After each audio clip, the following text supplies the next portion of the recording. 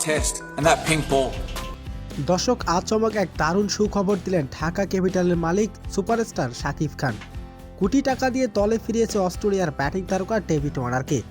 আর ইতিমধ্যে বিপিএল খেলার জন্য ঢাকার উদ্দেশ্যে উড়াল দিয়েছেন ডেভিড ওয়ার্নার। আর ইতিমধ্যে ঢাকায় অবস্থান করছেন অস্ট্রেলিয়ার ব্যাটিং তারকা। দর্শক বিস্তারিত থাকছে ভিডিওর প্রতিবেদনে।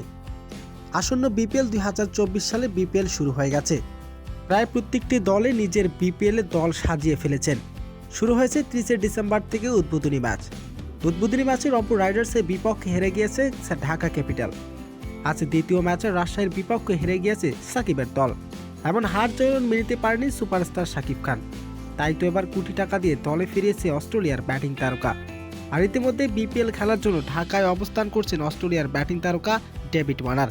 আসন্ন বিপিএলে এবার ঢাকা ক্যাপিটাল হয়ে মাত মাতাতে আসছেন অস্ট্রেলিয়ার ব্যাটিং তারকা ডেভিড ওয়ার্নার।